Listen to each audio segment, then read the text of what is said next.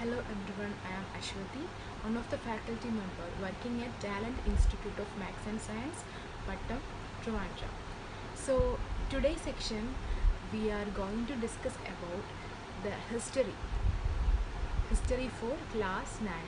So this today's section is recording for our class 9 students, and before going inside the chapters it is crucial to introduce some of the basic points about the rest of the chapter also. So there is a crucial introduction needed, so I am going to introduce you to the basic contents of the chapters. Okay, so as taking your test, in the content page we can see three sections.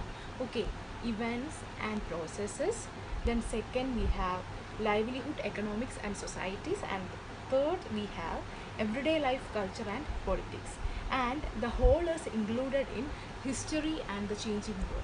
How history changes the world, or how the world is changed throughout the history. So for analyzing this we need to have a base on this all the content. So the first content, the three things are very important, and under the events and process section we will be dealing with the first chapter of French Revolution.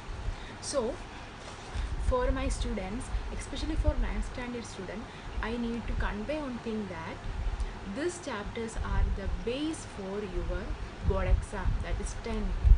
Okay, so why? Because your first chapter in history in 10th standard is the rise of nationalism in Europe. It is based on French Revolution. Okay, how French Revolution has a impact on rise of nationalism in Europe, and how it has spreaded from the European countries to rest of the whole world. So you need to build a base in this particular chapter.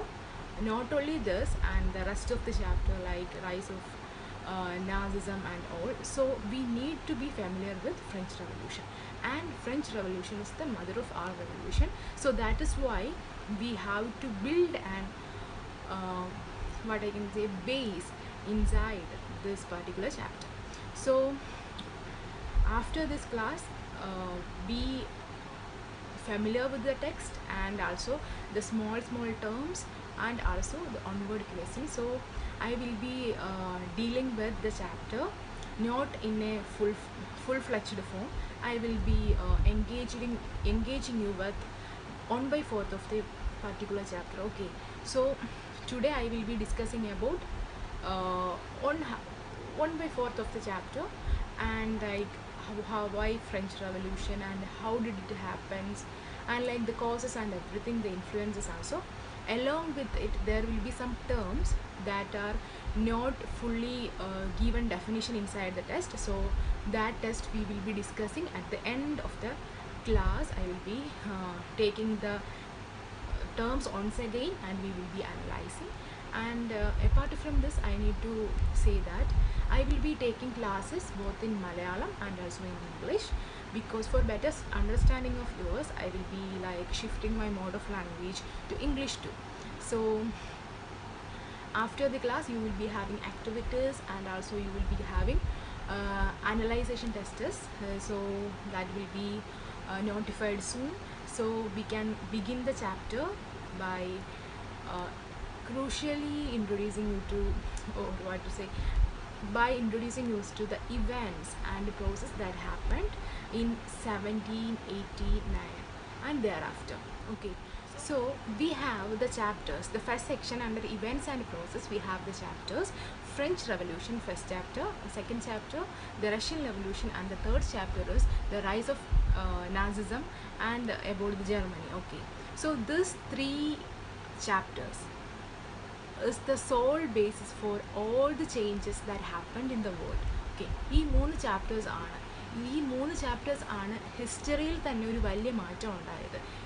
അവിടെ മാത്രമല്ല, ആ ഒരു റീജിയനിൽ മാത്രമല്ല, the whole വേൾഡിൽ ഒരു മാറ്റം കൊണ്ടുവന്നത് ഈ 3 റെവല്യൂഷൻസുമാണ്. എങ്ങനെയെന്നുള്ളത് നമ്മൾ ഓരോ ഘട്ടമായിട്ട് നമ്മൾ ഡീൽ ചെയ്യും. ഇത് നമ്മൾ ഡീൽ ചെയ്യുന്നത് ഫ്രഞ്ച് റെവല്യൂഷനാണ്. സോ നിങ്ങളെല്ലാവരും കുറച്ച് ടേംസ് കേട്ട് കാണും, എപ്പോഴും കേൾക്കുന്ന ടേംസാണ് freedom, liberty, equality.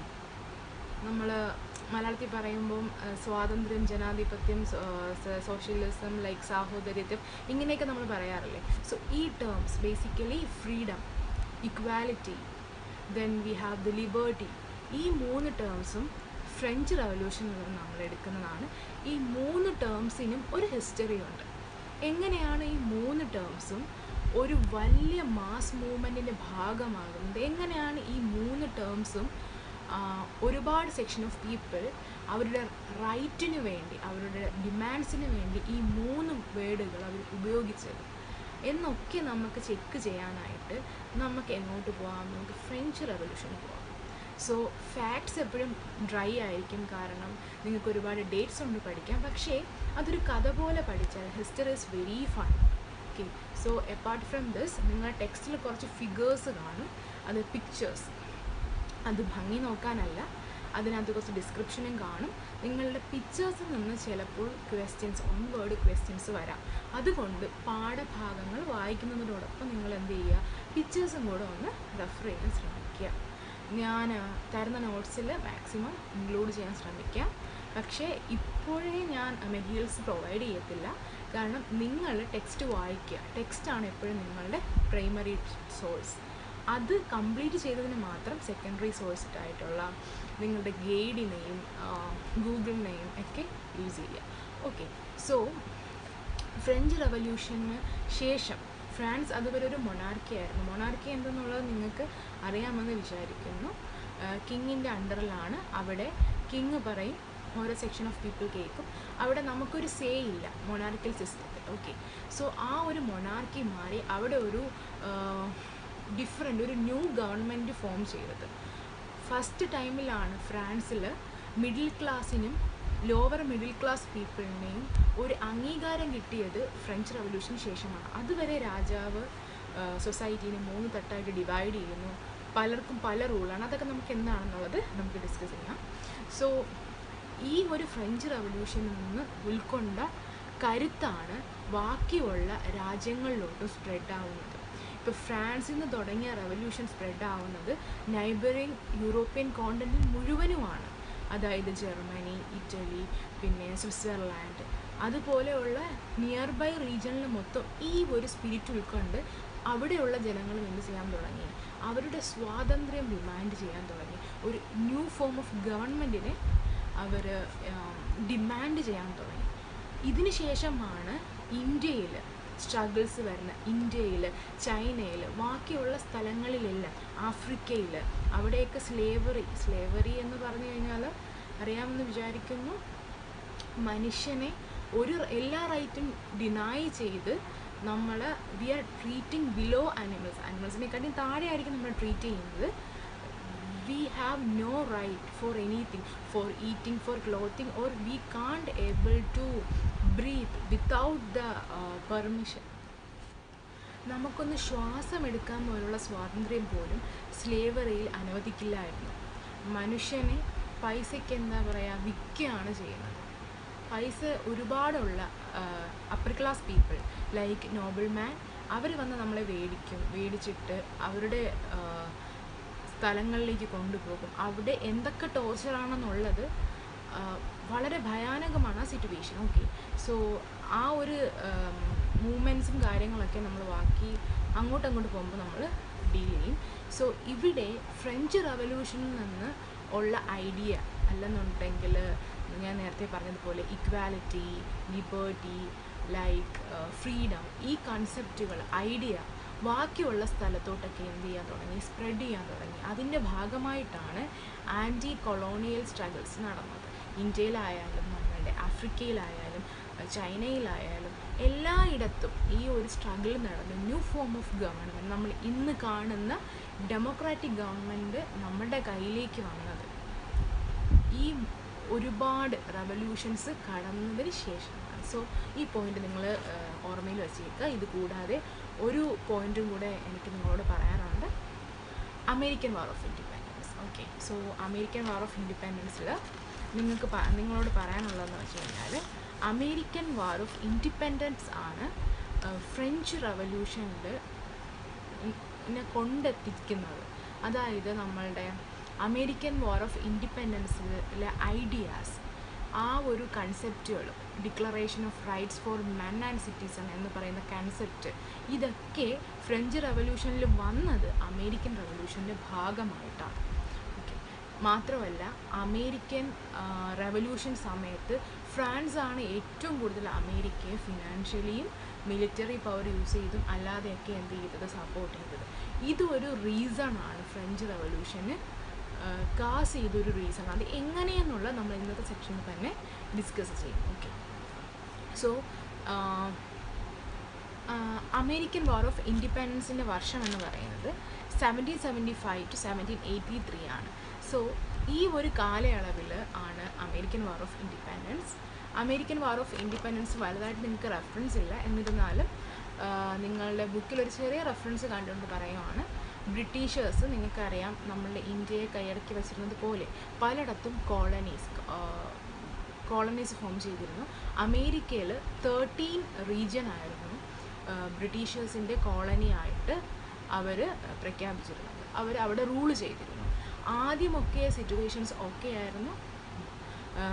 When times goes on, Britishers started to impart more taxation, more rules. Okay, ഒരുപാട് റൂൾസും പിന്നെ ഒരുപാട് ടാക്സസും അവരുടെ വാർ പർപ്പസിന് വേണ്ടിയൊക്കെ ഈ കോളനി ചെയ്യപ്പെട്ട ഏരിയയിൽ നിന്ന് യൂസ് ഔട്ട് ചെയ്ത് എടുക്കാൻ തുടങ്ങി.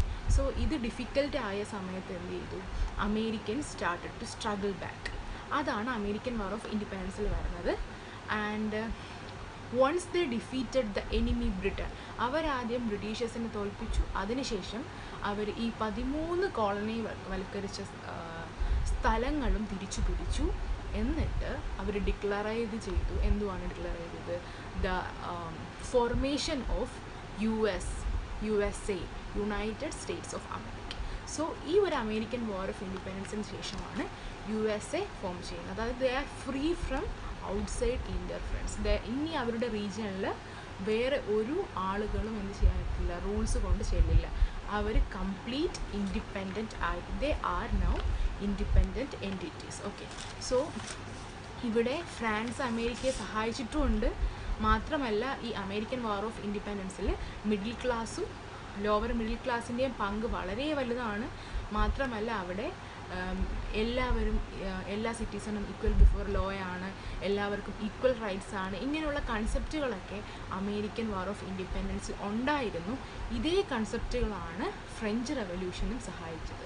സോ നമുക്ക് ഒരു സംശയവുമില്ലാതെ പറയാം, the greatest struggle that influenced French revolution is American war of independence. Okay, so ഇനി നമുക്ക് നമ്മളുടെ ചാപ്റ്ററിലോട്ട് കടക്കാം. ഇതാണ് നിങ്ങളുടെ ചാപ്റ്ററിന് മുന്നിലുള്ള ഒരു basic idea.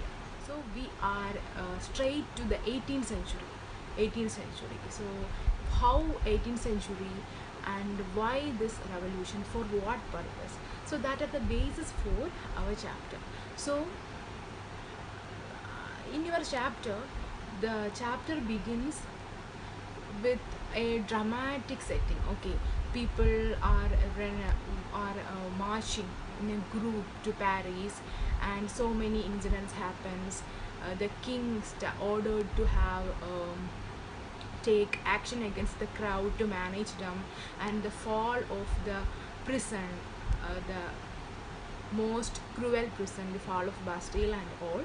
So before introducing what are the current situation, or what was the current situation at the beginning of this chapter, it is crucial to know about how this revolution has happened, or why this incident. So we need to analyze the causes first. Okay, so starting with this chapter, നിങ്ങളുടെ text book കയ്യിലുണ്ടെങ്കിൽ നോക്കുക. നിങ്ങളുടെ ചാപ്റ്ററിൻ്റെ first സെക്ഷനിൽ deal ചെയ്തിരിക്കുന്നത് ഞാൻ already പറഞ്ഞതാണ്, ഒരു ഡ്രാമാറ്റിക് ബിഗിനിങ് ആണ്. On the morning of 14 July 1789, the city of Paris was in the state of alarm. Okay, so city of പാരീസിൽ ഒരു വളരെ അലാം സിറ്റുവേഷനാണ്. അതായത് എന്തോ ഒരു വലിയ കാര്യം നടക്കാൻ പോകുന്നു. കിങ് ഓർഡർ കൊടുക്കുന്നു, മിലിറ്ററിയുടെ അടുത്ത് ഒരു ഓർഡർ കൊടുക്കുന്നു. So he is arranging his power, the force of army to get ready for a fight, or get ready for a revolution. So ഈ റെവല്യൂഷൻ ആരോടാണ്? വേറൊരു രാജ്യക്കാരോടുമല്ല, സ്വന്തം രാജ്യത്തിലെ ജനങ്ങളോട് തന്നെയാണ്. കാരണം ആ രാജ്യത്തുള്ള ജനങ്ങൾ, especially middle class people and പെസൻസ്, then lower middle class people, ഈ സെക്ഷൻസ് ഓഫ് പീപ്പിൾ, അതായത് ടോട്ടൽ പോപ്പുലേഷൻ്റെ ഒരു പകുതിയിൽ കൂടുതൽ ശതമാനം ആളുകൾ എവിടെയാണ്? തെരുവുകളിലാണ്. എന്തിനാണ്? അവരുടെ റൈറ്റ്സ് ഡിമാൻഡ് ചെയ്യാനും മൊണാർക്കി, അതായത് ഇതുവരെ രാജാവ് ഭരിച്ചതിൽ നിന്ന് അവർ ഒരുപാട് കാര്യങ്ങൾ ഫേസ് ചെയ്തിരുന്നു. ആ ഒരു ഡിസ്ട്രക്റ്റിൽ നിന്ന് അവർക്ക് എന്ത് ചെയ്യണം? പുറത്തേക്ക് വരണം. അതിനു വേണ്ടിയുള്ള ഒരു കോളായിരുന്നു ആ ഒരു പ്രൊട്ടസ്റ്റ് എന്ന് പറയുന്നത്. സോ ഈ പ്രൊട്ടസ്റ്റേഴ്സ് എന്ത് ചെയ്തു? അവർ കുറേ ഗവൺമെൻറ് ഇൻസ്റ്റിറ്റ്യൂഷൻ ബ്രേക്ക് ചെയ്തു. പിന്നെ ഒരുപാട് പേര് ആർമി, മിലിറ്ററി ഫോഴ്സിനെയൊക്കെ എതിർത്തു. അതിനുശേഷം നേരെ ചെന്നത് ദ മോസ്റ്റ് ക്രൂവൽ ടോർച്ചർ പ്രിസണിലേക്കാണ്, ബാസ്റ്റൈൽ പ്രിസൺ. പ്രിസണിൻ്റെ തകർച്ചയാണ് അവരുടെ വിജയം എന്ന് പറയുന്നത്. കാരണം അതിനകത്ത് വളരെ കുറച്ച് പ്രിസണേഴ്സ് മാത്രമേ ഉള്ളായിരുന്നു. പക്ഷെ അതൊരു ഗവൺമെൻറ്, അതൊരു എന്താ പറയുക, പ്രിസൺ സിംബലൈസ് ചെയ്യുന്നത് രാജഭരണമല്ലേ. അതായത് രാജാവ് ഓർഡർ ഇടുന്നു, ഒരു പർട്ടിക്കുലർ വ്യക്തി എന്ത് ചെയ്യുകയാണ്? ജയിലിലോട്ട് പോവുകയാണ്. സോ ഇന്നത്തെ പോലെയുള്ള ലോ അല്ല, ലോ റൂളും അല്ല. ഇപ്പോൾ രാജാവിന് എന്തെങ്കിലും ഇഷ്ടപ്പെട്ടില്ലെന്നുണ്ടെങ്കിൽ അപ്പോഴേ ഓർഡർ കൊടുക്കും. അവിടെ നമുക്ക് വേണ്ടി വാദിക്കാൻ ആരുമില്ല. സോ ആ ഒരു കാര്യം, ആ പോയിന്റും കൂടെ റിമൈൻഡ് ചെയ്യണം. ഇപ്പോഴത്തെ പോലെ അല്ല അന്നത്തെ കാലത്തെ law and orders. Okay, so they started to attack the Bastille prison and the destruction or the complete depletion of this particular prison marked the victory of the common people. So ഇത് മൊണാർക്കിയുടെ തകർച്ചയും പീപ്പിളിൻ്റെ വിജയവുമാണ്. So ഈ ഒരു ഇൻസിഡൻ്റാണ് നമ്മുടെ French റവല്യൂഷന് full fledged ഫോമിൽ എത്തുന്നത്. Don't forget about the date of French revolution. It is 1789. Okay, so അതിൻ്റെ start നമുക്ക് 1788 എന്ന് പറയാൻ പറ്റും. അമേരിക്കൻ വാർ ഓഫ് ഇൻഡിപെൻഡൻസ് കഴിഞ്ഞതിന് ശേഷം ഒരു എന്താ പറയുക, 83 അമേരിക്കൻ വാർ ഓഫ് ഇൻഡിപെൻഡൻസ് കഴിഞ്ഞതിന് ശേഷം അതിൻ്റെ ഒരു ഐഡിയാസ് സ്ലോലി ഫ്രാൻസിലോട്ട് വന്നു. അവിടെയുള്ള എഡ്യൂക്കേറ്റഡ് മിഡിൽ ക്ലാസ് സെക്ഷനിലോട്ട് സ്പ്രെഡായി, അവിടെ നിന്ന് കോമൺ പീപ്പിളിലോട്ട് പോയി. അതിനുശേഷമാണ് ഒരു റെവല്യൂഷൻ എന്നുള്ള ഇതിൽ വരുന്നത്. ഓക്കെ, സോ 1788 റവല്യൂഷൻസ് സ്റ്റാർട്ട് ചെയ്തു. 89 ഭയങ്കര ഒരു വിജയമാണ്. ആഫ്റ്റർ ദാറ്റ് പിന്നെ ടുവേഴ്സ് ദ എൻഡിൽ നമ്മൾ ഡിസ്കസ് ചെയ്യും ഇവർ ലോങ് ആയിട്ട് സ്ട്രഗിൾ നേടിയ ഈ ഒരു സിസ്റ്റം ഓഫ് ഗവൺമെൻറ്റ്സ് നെപ്പോളിയൻ വന്നതിന് ശേഷം തിരിച്ചും മൊണാർക്കിലോട്ട് പോകും. അതിപ്പോൾ നമ്മൾ ഡിസ്കസ് ചെയ്യുന്നില്ല, അത് ലാസ്റ്റ് സെക്ഷനാണ്. സോ ഇതാണ് സ്റ്റാർട്ട്. നിങ്ങളുടെ ടെസ്റ്റിലുള്ള ഡ്രമാറ്റിക് സ്റ്റാർട്ട് ഈ ഒരു പർട്ടിക്കുലർ വണ്ണാണ്. അതിൽ തന്നെ ഒരു കാര്യം കൂടെ പറഞ്ഞിട്ടുണ്ട്. ബാസ്റ്റൈൽ പ്രിസൻ്റെ തകർച്ചയ്ക്ക് ശേഷം ആ പ്രിസൺ ഉണ്ടാക്കിയ സ്റ്റോൺസ് ഉണ്ടല്ലോ, സ്റ്റോൺസ് പോലും മാർക്കറ്റിൽ സെല്ല് ചെയ്തു. കാരണം അവർ ഒരു സിറ്റിസൺസിൻ്റെ വിജയമാണ്. അത് സൂചിപ്പിക്കാൻ വേണ്ടി കുറേ പേര് എന്ത് ചെയ്തു? ഈ സ്റ്റോൺ വാങ്ങി സൂക്ഷിച്ചു. Okay, we won the victory. അതിന് സിമ്പിളാണ് ഈ പർട്ടിക്കുലർ പ്രിസണിൻ്റെ തകർച്ചയും. സോ അതിൻ്റെ ഒരു ഓർമ്മക്കുറിപ്പ് പോലെ അവർ സൂക്ഷിച്ചു. So this is the first section of your chapter. ഇനി ഒരു റെവല്യൂഷൻ ഉണ്ടാവണമെന്നുണ്ടെങ്കിൽ അവിടെ എന്തെങ്കിലും ഒരു റീസൺ വേണം. So what is the reason for French revolution? ഇനി അതാണ് നമ്മൾ ഡിസ്കസ് ചെയ്യാൻ പോകുന്നത്. The causes that led to French revolution. So എന്തൊക്കെയാണ് കാസസ്? ഫ്രഞ്ച് റെവല്യൂഷനോട് ഡീൽ ചെയ്ത കാസസ്, അല്ലെങ്കിൽ ഇതിൽ ഒരു ഹോൾ സിറ്റിസൺസിനെ ഒരു റെവല്യൂഷനിലേക്ക് നയിക്കാൻ തക്കതായിട്ടുള്ള എന്ത് റീസണാണ് ഉണ്ടായത്? അത് നമുക്ക് നോക്കാം. ഓക്കെ, സോ ഫസ്റ്റ് വൺ, നിങ്ങളുടെ ടെക്സ്റ്റ് ബുക്കിൽ തുടക്കത്തിൽ കൊടുത്തിട്ടുണ്ട് the arrival of Louis 14. So Louis 14 1774 Louis 14 അധികാരത്തിൽ വരുന്നു. ആ സമയത്ത് 20 വയസ്സാണ്. He was married to Austrian princess Marie Antoinette. And ആ സമയത്ത് ഫ്രാൻസിൽ ട്രഷറീസൊക്കെ കംപ്ലീറ്റ് എന്താ പറയുക, ക്ലീനാണ്. he was welcomed by empty treasures. ഫണ്ടില്ല. വൈ? ബിക്കോസ് ഞാൻ ആൾറെഡി പറഞ്ഞു, അമേരിക്കൻ വാർ ഓഫ് ഇൻഡിപെൻഡൻസ് സമയത്ത് ഫിനാൻഷ്യലി ഫ്രാൻസ് ആണ് അമേരിക്കയെ സഹായിച്ചത്. സോ അതുവഴി ഒരു ഹ്യൂജ് ലംസം ഓഫ് മണി സ്പെൻഡായി. ആൾറെഡി ഫ്രാൻസിന് ഒരു $1 million ലിവർ കടം ഉണ്ടായിരുന്നു. Livre is a form of money, that is £1 എന്നൊക്കെ പറയുന്നുണ്ട്, ഫ്രഞ്ച് എമൗണ്ട് ആണ്. സോ 2 million pounds ആൾറെഡി കടം ഉണ്ടായിരുന്നു. ആ കടം ഇപ്പോൾ എത്രയായി? 2 billion ആയി, ഈ അമേരിക്കയെ വാറിൽ സപ്പോർട്ട് ചെയ്തതിന് ശേഷം. ഇതായിരുന്നു ഒരു first problem. So whenever a king faces financial difficulties, എന്തിനാണ് ഒരു കിങ്ങിന് പൈസ വേണ്ടത്, എന്തൊക്കെ കാര്യത്തിനാണ്? ഒന്ന്, okay, run the kingdom, okay, that is fine. Other than this, to run the army, to give salaries for the officials, and also for running the entire system. So ഇതിനെല്ലാം എവിടെ നിന്ന് പൈസ വേണം? ടാക്സിൽ നിന്നാണ് പൈസ ഈടാക്കുന്നത്. So the taxes are collected from the people itself. നമ്മളിപ്പോഴും tax കൊടുക്കാറില്ല, നമ്മൾ ഗവൺമെൻറ് റൺ ചെയ്യുന്ന നമ്മൾ കൊടുക്കുന്ന ടാക്സിൽ നിന്നാണ്. സോ നമുക്കൊരു ഫിക്സഡ് ടാക്സ് ഉണ്ട്. എപ്പാർട്ട് ഫ്രം ദിസ്, നമ്മൾ മേടിക്കുന്ന ഓരോ സാധനത്തിലും ഇപ്പം എന്താ പറയുക, ഇപ്പം നമ്മളൊരു പെണ്ണ് മേടിക്കുകയാണെന്നുണ്ടെങ്കിൽ അതിനും ഒരു ടാക്സ് ഉണ്ട്. We have no common tax GST. So അതുപോലെ എല്ലാത്തിനും ടാക്സ് ഉണ്ട്.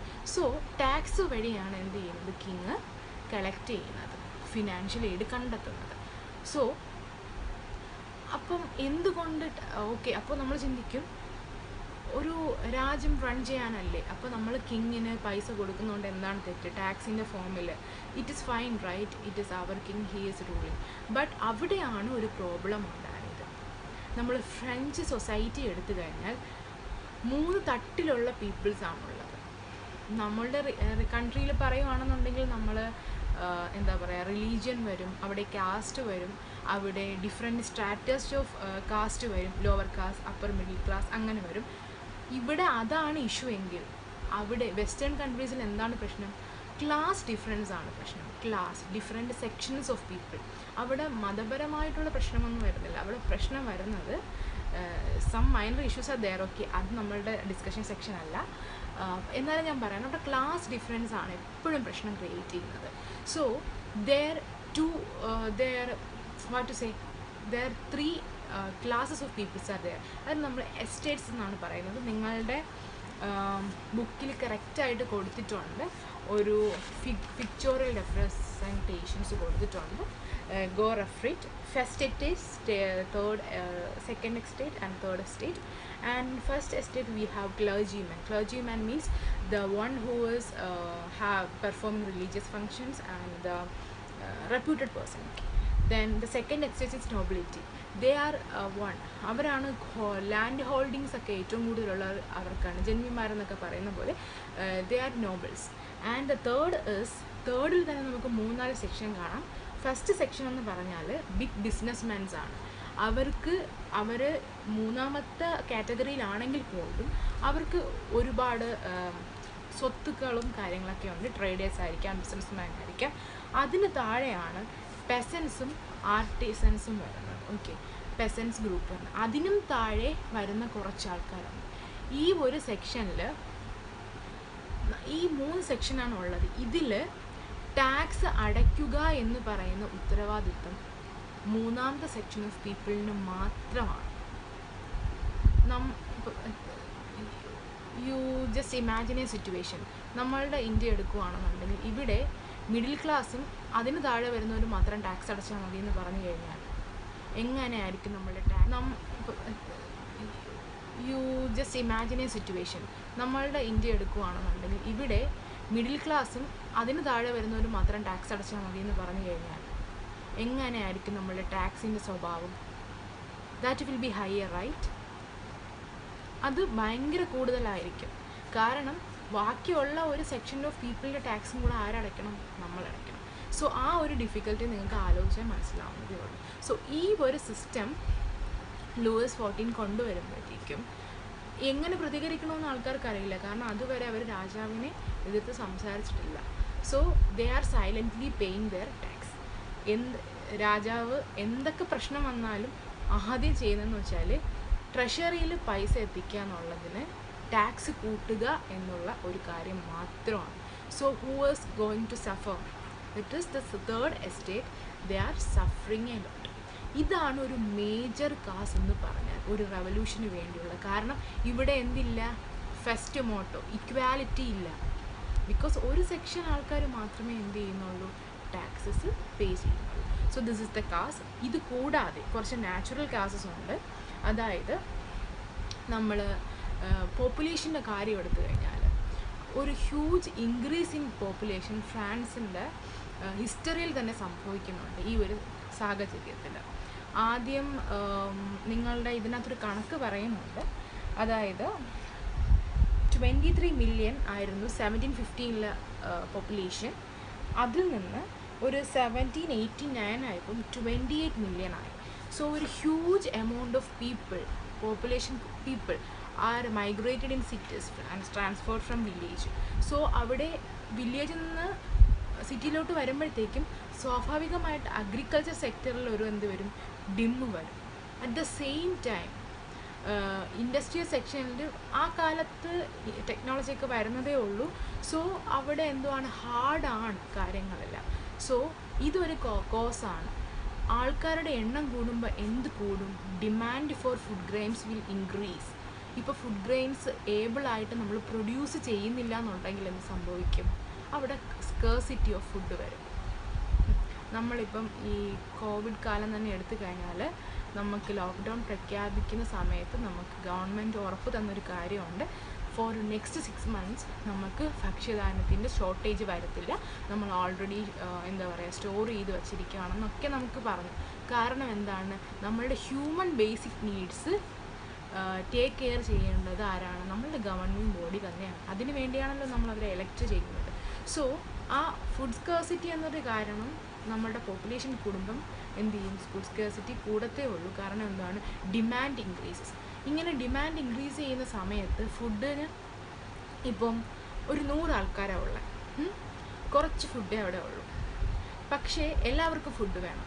അങ്ങനെ വരുമ്പോഴത്തേക്ക് ആൾക്കാർ എന്ത് ചെയ്യുന്നതെന്ന് വെച്ചാൽ ഫുഡിൻ്റെ പ്രൈസ് ഇൻക്രീസ് ചെയ്യും. അപ്പം ആ ഫുഡ് ആ ഒരു പ്രൈസിൽ അഫോർഡ് ചെയ്യാൻ പറ്റുന്ന ആൾക്കാർ മാത്രമേ എന്ത് ചെയ്യത്തുള്ളൂ, ബൈ ചെയ്യത്തുള്ളൂ. ഇങ്ങനെ ഒരു സിറ്റുവേഷനാണ് ഇതേ സെയിം സിറ്റുവേഷനാണ് ഫ്രാൻസിൽ സംഭവിക്കുന്നത്.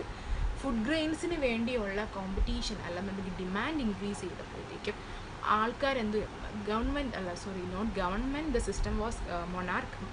കിങ് എന്ത് ചെയ്തു, ടാക്സ് കൂട്ടി, ഫുഡ് ടാക്സ് കൂട്ടി. ഫുഡിന് അവരുടെ ബേസിക് ഫുഡെന്ന് പറഞ്ഞിരുന്നതും മെജോറിറ്റി ഓഫ് ആൾക്കാരുടെയും ബേസിക് ഫുഡ് എന്ന് പറയുന്നത് ബ്രെഡാണ്. സോ ബ്രെഡ് വാങ്ങാനുള്ള ടാക്സ് അല്ലെങ്കിൽ പ്രൈസ് ഹൈക്ക് ആയി അവിടെ. ഓക്കെ, സോ കോമൺ പീപ്പിളിന് അത് അഫോർഡ് ചെയ്യാൻ പറ്റില്ല. നമ്മളിവിടെ റൈസാണ് നമ്മളിവിടെ റൈസാണ് ഏറ്റവും കൂടുതൽ കൺസ്യൂം ചെയ്യുന്നത്. നമുക്ക് റൈസാണ് ബേസിക്കായിട്ട് നമ്മൾ എടുക്കുന്നത്. നോർത്ത് ഇന്ത്യയിൽ നോക്കുകയാണെന്നുണ്ടെങ്കിൽ വീറ്റാണ്. അതുപോലെ വെസ്റ്റേൺ കൺട്രീസിൽ ബ്രെഡാണ് ബേസിക് ഫുഡ്. സോ അതിനൊരു പ്രൈസ് ഹൈക്ക് വരുമ്പോഴത്തേക്കും സിറ്റുവേഷൻ ഇമാജിൻ ചെയ്താൽ മതി, ബാക്കിയുള്ള ഫുഡിൻ്റെ കാര്യത്തിൻ്റെയും ബാക്കിയുള്ള കാര്യങ്ങളുടെ അവസ്ഥ. സോ ഇത് എന്ത് ചെയ്യാൻ തുടങ്ങി പുതിയ പ്രശ്നങ്ങൾ ഉണ്ടാക്കാൻ തുടങ്ങി. മിഡിൽ ക്ലാസ് പീപ്പിളിനും അപ്പർ മിഡിൽ ക്ലാസ് പീപ്പിളിനും പ്രശ്നമൊന്നുമില്ല, ലോവർ മിഡിൽ ക്ലാസ് പീപ്പിളിന് പ്രശ്നമുണ്ടായി. മാത്രമല്ല കാറ്റിൽ ഡിസീസസ് ഇത് കൂടാതെ, ഫാമിംഗ് കൂടാതെ ഡയറി ഒരു ഇമ്പോർട്ടൻറ്റ് സെക്ടറാണ് വെസ്റ്റേൺ കൺട്രീസിൽ, മിൽക്ക് പ്രോഡക്റ്റ് അങ്ങനെയൊക്കെ വരുന്നത്. സോ ഡയറി സെക്ഷൻ നോക്കുകയാണെങ്കിൽ കാറ്റിൽ ഡിസീസസ് സ്പ്രെഡ് ചെയ്ത സമയമാണ്. സോ ഒരുപാട് പേർക്ക് എന്ത് ചെയ്തു, ഈ ഒരു അസുഖം കാരണം ഒരുപാട് സെക്ടേഴ്സ് ഡിമ്മായി. ഇതും ഒരു റീസണാണ്. എപ്പാർട്ട് ഫ്രം ദിസ് നമുക്ക് ഫിസിക്കലായിട്ട് നമ്മൾ മാൻമെയ്ഡ് ഫാക്ടർ അല്ലാതെ നാച്ചുറൽ ഡിസാസ്റ്റേഴ്സ് ഉണ്ടല്ലോ, അത് കണക്ക് ഡ്രോട്ട് അതുപോലുള്ള കാര്യങ്ങൾ എന്ത് ചെയ്യാൻ തുടങ്ങി, അഫക്റ്റ് ചെയ്യാൻ തുടങ്ങി. So through out entire population എന്ത് ചെയ്തു, അതായത് കരം കൊടുക്കുന്ന അല്ലെന്നുണ്ടെങ്കിൽ ടാക്സ് കൊടുക്കുന്ന വിഭാഗത്തിലെ ആൾക്കാരെല്ലാവരും ഒരു ഡിഫിക്കൽട്ട് സിറ്റുവേഷനിൽ മൂവ് ചെയ്തു. So how can it possible for them to pay tax? So ഇത് അനദർ റീസൺ ആണ് ഫോർ എ റെവല്യൂഷൻ. സോ ഇവിടെ നിങ്ങൾ ഓർക്കേണ്ടത് 3 എസ്റ്റേറ്റിനെ കുറിച്ചാണ്. ഏതൊക്കെ ആൾക്കാർ വരും, അതിൽ ഏത് സെക്ഷനാണ് ടാക്സ് പേ ചെയ്യുന്നുള്ളത് നോക്കുക. പിന്നെ ഇതിലൊരു പോയിൻ്റ് ആഡ് ചെയ്യാന്ന് വെച്ചാൽ ക്ലർജി മാനിന് ഒരുപാട് റൈറ്റ്സ് ഉണ്ടായിരുന്നു, അത് കണക്ക് നോബിൾ മാൻസിന് ഒരുപാട് റൈറ്റ്സ് ഉണ്ടായിരുന്നു. ലാൻഡ് ഹോൾഡിങ്ങിനുള്ള റൈറ്റ് പെസൻസിനൊന്നും ഇല്ലായിരുന്നു. 60% of the farmers or peasants do not have the right to hold farm.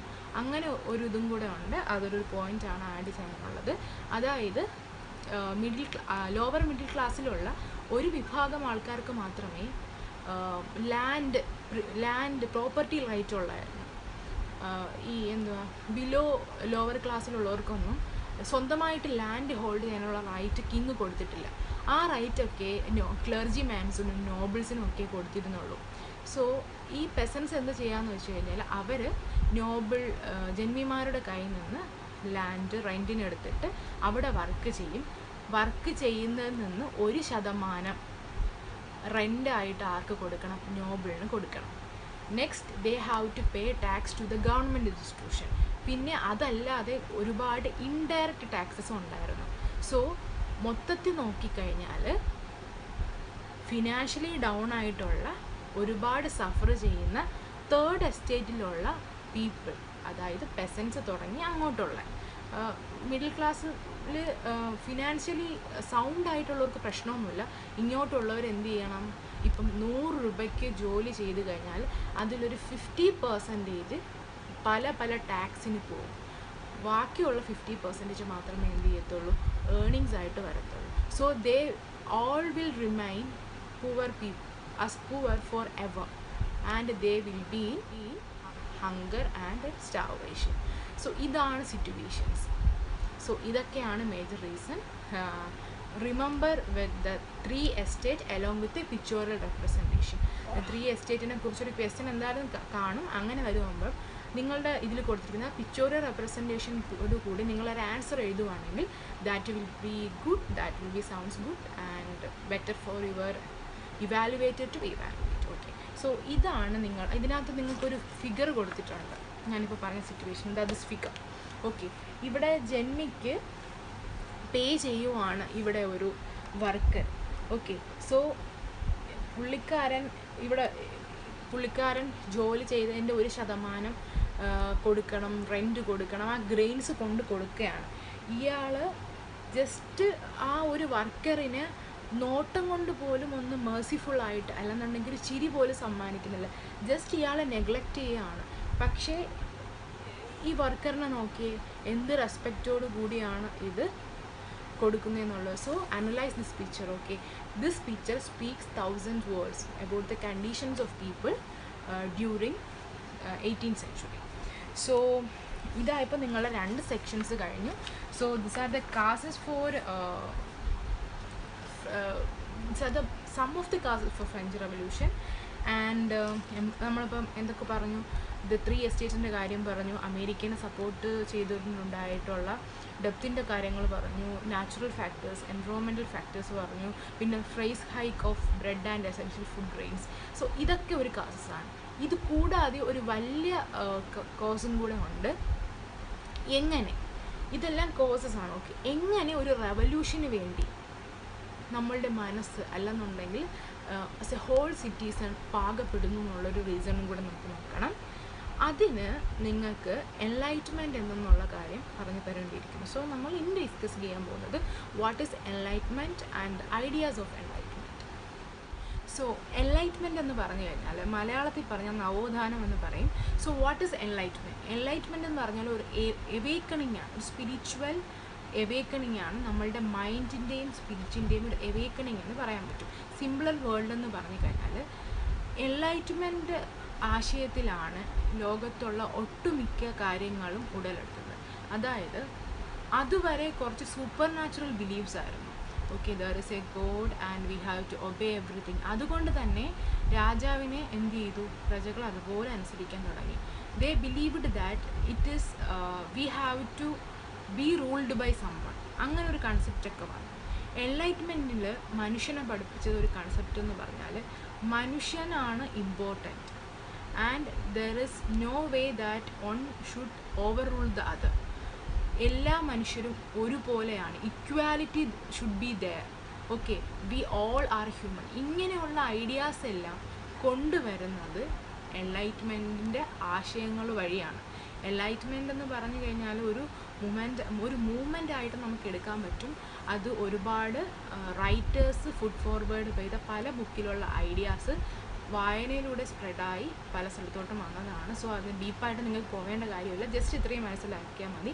The ideas of enlightenment principle awaken the spirit in people. നിങ്ങളുടെ നെക്സ്റ്റ് സെക്ഷനിൽ അതാണ് പറഞ്ഞിരിക്കുന്നത്. ദ ഗ്രോയിങ് മിഡിൽ ക്ലാസ് ഈ സെക്ഷനിൽ പറഞ്ഞിരിക്കുന്നതെന്ന് പറഞ്ഞു കഴിഞ്ഞാൽ ഫുഡിൻ്റെ പ്രൈസ് ഹൈക്ക് ആവുമ്പോഴും പിന്നെ ഷോർട്ടേജ് വരുമ്പോഴൊക്കെ ജനങ്ങൾ സ്ട്രഗിൾസ് ചെയ്യാൻ തുടങ്ങി. Okay, it is fine. പക്ഷേ ഈ സ്ട്രഗിൾസ് ഒന്നും എന്ത് ചെയ്യുന്നില്ല, ലാസ്റ്റ് ചെയ്യുന്നില്ല. അതിനൊരു ഫൈനൽ സൊല്യൂഷൻ പീപ്പിളിന് കിട്ടിയിരുന്നില്ല. സോ ഈ സമയത്താണ് ഒരു new section of people had emerged. New section എന്ന് പറഞ്ഞു കഴിഞ്ഞാൽ മിഡിൽ ക്ലാസ്, തേർഡ് എസ്റ്റേറ്റിൽ നിന്ന് തന്നെ കുറച്ച് ആളുകൾ കുറച്ചും കൂടെ സോഷ്യലി സൗണ്ട്സ് ആയിട്ട് ഫ്രണ്ടിലോട്ട് വന്നു. അവർക്ക് കിട്ടിയ ബെനിഫിറ്റ് എന്ന് പറഞ്ഞാൽ they got education, new ideas of enlightenment. So ഇവരെല്ലാം എങ്ങനെ ചിന്തിക്കാൻ തുടങ്ങി? We have to change this situation. We have to change our system of government because every human is equal. So there should be a government that will give equal importance to everyone. We have to abolish this three hierarchy inside the society. ഇങ്ങനെയുള്ള ചിന്തകൾ എന്ത് വന്നു? Middle class സൊസൈറ്റിയിൽ spread ചെയ്യാൻ തുടങ്ങി. അതിന് പങ്ക് വഹിച്ച കുറച്ച് ആൾക്കാരുണ്ട്. We have Rousseau, Montesquieu, and also we have John Locke, then Voltaire we have. John Locke, പുള്ളിക്കാരൻ്റെ കുറച്ച് ഫിലോസഫീസ് ഉണ്ട്, ആ സെക്ഷൻസൊന്നും നിങ്ങൾക്ക് ആവശ്യമില്ല. പക്ഷേ ജോൺ ലോക്കിൻ്റെ ഒരു ബുക്കിൻ്റെ റെഫറൻസ് നിങ്ങൾക്ക് ഇവിടെ തന്നിട്ടുണ്ട്, ദ ട്രീറ്റൈസ് ഓഫ് ഗവൺമെൻറ്. അതിനകത്ത് ഒരു ഗവൺമെൻറ് ഫങ്ഷനും അവിടെ ഒരു റൈറ്റ്സിനെ കുറിച്ചും ഗവൺമെൻറ് സിസ്റ്റത്തിനെ കുറിച്ചും പുള്ളിക്കാരൻ വ്യക്തമായിട്ട് പറഞ്ഞിട്ടുണ്ട്. ജോൺ ലോക്കിൻ്റെ യൂട്ടിലിറ്റേറിയൻ തിയറിയൊക്കെ ഉണ്ട്. It is all based on happiness. Okay, ഒരു സിസ്റ്റത്തിൻ്റെ സക്സസ് എന്ന് പറഞ്ഞു കഴിഞ്ഞാൽ പീപ്പിളിൻ്റെ ഹാപ്പിനെസ്സിൽ ഡിപ്പെൻഡ് ചെയ്താണ്ടിരിക്കുന്നത്. സങ്കടം എന്ന് പറഞ്ഞാൽ ഓപ്പോസിറ്റ് ഓഫ് ഹാപ്പിനെസ് ആണ്. ഇങ്ങനെയൊക്കെയാണ് പുള്ളിക്കാരൻ്റെ philosophy. It is very good to read his book. So ഇവിടെ നിങ്ങൾക്ക് ഇത് മാത്രമേ ആവശ്യമുള്ളൂ, ദ ട്രീറ്റൈസ് ഓഫ് ഗവൺമെൻറ്. ആ ഒരു ബുക്ക് ഒരുപാട് പേരെ ഇമ്പാക്റ്റ് ചെയ്തു. Next is we have The Spirit of the Law by Montesquieu. Then we have റൂസോയുടെ സോഷ്യൽ കോൺട്രാക്റ്റ് ഉണ്ട്. മൊണ്ടോസ്ക്യൂയുടെ ഈ ബുക്കിനകത്ത് ഒരു കാര്യം പറയുന്നുണ്ട്, പവേഴ്സ്, അതായത് സെൻട്രൽ പവറിനെ എന്ത് ചെയ്യുക, പല പല രീതിയിൽ സ്പ്രെഡ് ചെയ്യുക എന്നുള്ളൊരു കൺസെപ്റ്റ് റൂസോ മുന്നോട്ട് വയ്ക്കുന്നുണ്ട്. അതായത് to divide power between centre, states like legislative, executive and judiciary. ഇപ്പം നമ്മൾ ആ ഒരു സിസ്റ്റം ഓഫ് ഗവൺമെൻറ്റാണ് ഡെമോക്രസിയിൽ നമ്മൾ ഫോളോ ചെയ്യുന്നത്. നമുക്കൊരു സെൻട്രൽ മിനിസ്ട്രി ഉണ്ട്, അതിൽ നിന്ന് നമുക്ക് അതൊക്കെ നോക്കിക്കാണാനായിട്ട് നമുക്ക് സ്റ്റേറ്റ് മിനിസ്റ്ററീസ് ഉണ്ട്, നമുക്ക് ലോ ആൻഡ് ഒരു ജുഡീഷ്യൽ സിസ്റ്റം ഉണ്ട്. സോ ഇതൊക്കെ ഈ ഐഡിയ എല്ലാം ഓരോ തട്ടായിട്ടാണ് ഫ്രഞ്ച് സൊസൈറ്റിയിൽ വന്ന് ഉടലെടുത്തത്. ആഫ്റ്റർ ദാറ്റ് ഈ പർട്ടിക്കുലർ സിസ്റ്റത്തിനെ ബേസ് ചെയ്തിട്ടാണ് നമ്മളുടെ, ഞാൻ പറഞ്ഞില്ല, അമേരിക്കൻ വാർ ഓഫ് ഇൻഡിപെൻഡൻസിന് ശേഷം അമേരിക്ക ഫോം ചെയ്തു, U S A governments form ചെയ്തപ്പോഴത്തേക്കും ഈ ഒരു സിസ്റ്റത്തിൻ്റെ ബേസ്ഡാണ് അവിടുത്തെ ഫോം ഓഫ് ഗവൺമെൻറ് ഫോം ചെയ്തത്. സോ ഇതേ സെയിം ഐഡിയ ആരും അഡോപ്റ്റ് ചെയ്യാമെന്ന് വിചാരിക്കുന്നു. ഫ്രാൻസും അഡോപ്റ്റ് ചെയ്യാനായിട്ട് തീരുമാനിക്കുന്നു. So this is the uprising of middle class, the ideas of governance and also equality and everything from the writings of great writers like John Locke, Voltaire, Montesquieu, then we have Rousseau. So അവരുടെ വർക്ക്സുകളൊന്ന് ഓർമ്മയിൽ സൂക്ഷിക്കുക. ഇതിന് ശേഷം നമുക്കിതിനകത്തുള്ളത്, ഈ ideas എല്ലാം ഒരു particular വിഭാഗമുള്ള ആൾക്കാർ മാത്രമേ മനസ്സിലാക്കിയിരുന്നുള്ളൂ. കാരണം ഒരു പർട്ടിക്കുലർ വിഭാഗം ആൾക്കാർക്ക് മാത്രമേ എന്തുള്ളൂ, എഡ്യൂക്കേഷൻ ഉള്ളൂ. ആ സമയത്താണ് ഒരു പുതിയ കൾച്ചർ ഫ്രാൻസിൽ ഉടലെടുക്കുന്നത്. That is coffee house culture. Coffee house culture എന്ന് പറഞ്ഞാൽ കോഫി ഹൗസ് സെൻറ്റേഴ്സ് കാണും ഇപ്പോഴത്തെ പോലെ തന്നെ. അവിടെ ആൾക്കാർ കോഫി സ്വിപ്പ് ചെയ്യാൻ മാത്രമല്ല വരുന്നത്, അവരെന്ത് ചെയ്യുവാണ്, കോഫിയോടൊപ്പം കുറച്ച് പൊളിറ്റിക്കലായിട്ടുള്ള, കുറച്ച് വേൾഡ് അല്ലെങ്കിൽ കുറച്ച് എക്കണോമിക്സ് ആയിട്ടുള്ള കാര്യങ്ങൾ ഡിസ്കസ് ചെയ്യാൻ തുടങ്ങി. എഡ്യൂക്കേറ്റഡ് ആയിട്ടുള്ള ആളുകൾ അവിടെ വന്നിരുന്ന് ഓരോ ഐഡിയാസ് പറയാൻ തുടങ്ങി. അൺഎഡ്യൂക്കേറ്റഡ് ആയിട്ടുള്ള, വായിക്കാൻ അറിഞ്ഞുകൂടാത്ത, എഴുതാൻ അറിഞ്ഞുകൂടാത്ത, എഡ്യൂക്കേറ്റഡ് ഇല്ലാത്തുള്ള ആൾക്കാർ ഈ ഐഡിയാസ് എല്ലാം കേൾക്കാൻ തുടങ്ങി. സോ സ്ലോലി അവരും എന്താവാൻ തുടങ്ങി, okay, V also wanted freedom like what the Americans do എന്നുള്ളൊരു കൺസെപ്റ്റ് അവരിലേക്കും സ്പ്രെഡ് ചെയ്യാൻ തുടങ്ങി. സോ ഇവിടെ നിന്നാണ് ഒരു മിഡിൽ ക്ലാസ്, അതായത് തേർഡ്, ഏറ്റവും കൂടുതൽ അടിച്ചമർത്തപ്പെട്ട തേർഡ് എസ്റ്റേറ്റിൻ്റെ ഒരു റൈസും അവിടെ നിന്ന് ഫ്രഞ്ച് റെവല്യൂഷനിലോട്ട് പോകുന്നു. So this is the section we discussed today. ഇതല്ലാതെ ഞാൻ വിട്ടുപോയ 2 കാര്യങ്ങളുണ്ട്. ടാക്സിൻ്റെ കാര്യം പറഞ്ഞ സമയത്ത് നിങ്ങളുടെ ടെക്സ്റ്റിൽ കുറച്ച് ടേംസ് തന്നിട്ടുണ്ട്, അതായത് ഞാൻ പറഞ്ഞിരുന്നു തേർഡ് എസ്റ്റേറ്റ് നിങ്ങൾക്ക് തേർഡ് എസ്റ്റേറ്റ് ഗവൺമെൻറ്റിന് കൊടുക്കുന്ന ടാക്സസ്, അതിൽ 2-3 ടാക്സസിൻ്റെ പേര് ഇവിടെ കൊടുത്തിട്ടുണ്ട്. നമ്മൾ ടേംസ് ഡിസ്കസ് ചെയ്യുമ്പോഴത്തേക്കും ഞാനത് കറക്റ്റായിട്ട് ഡിസ്കസ് ചെയ്യാം. സോ ഇന്നത്തെ സെക്ഷനിൽ ഞാൻ ഇത്രയാണ് ഡിസ്കസ് ചെയ്യാൻ ഉദ്ദേശിച്ചത്. നമ്മൾ കുറച്ച് പോർഷനേ കവർ ചെയ്തിട്ടുള്ളൂ, പക്ഷേ ഞാൻ ഒരുപാട് സംസാരിച്ചു. കാരണം ഇതൊരു ബേസിക് ചാപ്റ്ററാണ്, ഒന്ന് ഫൗണ്ടേഷൻ ഇടുന്നതാണ്. മാത്രമല്ല ഒരുപാട് ടേംസ് നിങ്ങളുടെ ടെക്സ്റ്റിലുണ്ട്, ഫുൾ മീനിങ്സും ഡെഫിനിഷൻസും ഇല്ല. അതുകൊണ്ടാണ് കുറച്ച് കൂടുതൽ എക്സ്പ്ലെയിൻ ചെയ്തത്. ഇനി നമുക്ക് ടേംസ് ഡിസ്കഷനിലേക്ക് പോകാം. ടേംസിൽ ഞാൻ ഫസ്റ്റ് ഡിസ്കസ് ചെയ്യുന്നത് ഓൾഡ് റൈം എന്തെന്നാണ്. സോ ഏൻഷ്യൻ റൈം അല്ലെങ്കിൽ എന്താ പറയുക, അതിനൊരു റൂളായിട്ട് നമുക്ക് കണക്കാക്കാം. നിങ്ങളുടെ ടെക്സ്റ്റിലൊരു വേർഡാണ്, ടെക്സ്റ്റിൽ തന്നെ ഉണ്ട് ഓൾഡ് റൈം. സോ ഇതിന് നമുക്ക് ഫ്രഞ്ച് റവല്യൂഷന് മുമ്പ് ഫ്രാൻസിൽ എന്തൊക്കെ റൂൾസും സിസ്റ്റംസും ഉണ്ടായിരുന്നു, അതായത് മൊണാർക്കിൻ്റെ കീഴിലുണ്ടായിരുന്ന കാര്യങ്ങളെല്ലാം, like tax system, then 3 estate, പിന്നെ ആ ഒരു മീറ്റിങ്സൊക്കെ കണ്ടക്ട് ചെയ്യുന്ന എസ്റ്റേറ്റ് ജനറൽ മീറ്റിങ്സ്, ഇങ്ങനെയുള്ള ഫ്രഞ്ച് റവല്യൂഷന് മുമ്പ് ഉണ്ടായിട്ടുള്ള എല്ലാ റൂളിംഗ് സിസ്റ്റത്തിനെയും കൂടി ചേർത്താണ് ഓൾഡ് റെജിം എന്ന് പറയുന്നത്. അതിനെ ഓൾഡ് റെജിം അല്ലെന്നുണ്ടെങ്കിൽ ഏഷ്യൻ റെജിം എന്ന് പറയുന്നത്. So don't be confused. French റവല്യൂഷന് മുമ്പുള്ള ടൈം പീരീഡ് ബിഫോർ 1789 അതുവരെ ഉള്ള കാര്യങ്ങളെയാണ് ഓൾഡ് റെജിം എന്ന് പറയുന്നത്. So after that we have, ഞാൻ നേരത്തെ ഒരു പൗണ്ട്സിൻ്റെ ഫ്രഞ്ച് പൗണ്ട്സിൻ്റെ കാര്യം പറഞ്ഞു. Then we have 2 more. Taille എന്ന് പറഞ്ഞു കഴിഞ്ഞാൽ ഒരു ഡയറക്റ്റ് ടാക്സ് ആണ്, സ്റ്റേറ്റിന് പേ ചെയ്യേണ്ട ഡയറക്റ്റ് ടാക്സ് ആണ്. അതുകൂടാതെ tax to be paid direct. Then we have tithe, a tax laid by church on 10th of the agricultural product.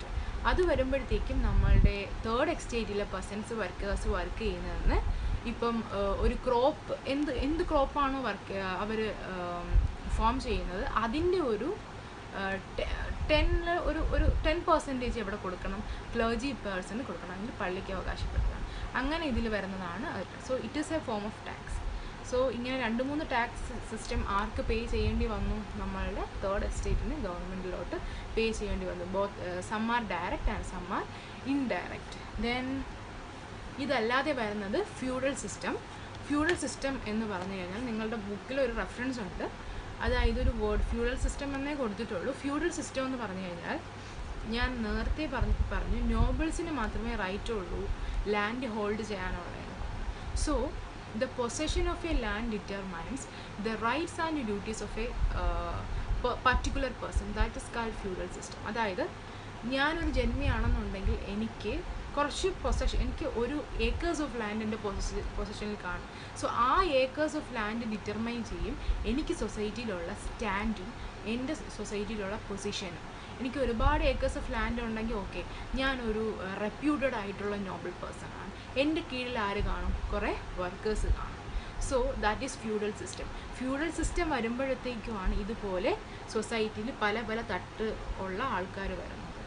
Nobility, like under me there will be some person to trade or some person to work, to some person to serve me as slaves. So feudal system ഒരു danger സിസ്റ്റമാണ്. French റവല്യൂഷനിൽ monarchy മാത്രമല്ല over rule ചെയ്തത്, എന്ത് ചെയ്തു, feudal സിസ്റ്റത്തിനെയും abolish ചെയ്തു. So ഇത്ര ടേംസാണ് നിങ്ങൾക്കുള്ളത്. ഇത് കൂടാതെയുള്ള വാട്ടേഴ്സ് എൻലൈറ്റ്മെൻറ്റ്, പിന്നെ ബാക്കിയുള്ള കുഞ്ഞു കുഞ്ഞു ടേംസൊക്കെ ഞാൻ എക്സ്പ്ലനേഷനിൽ പറഞ്ഞു.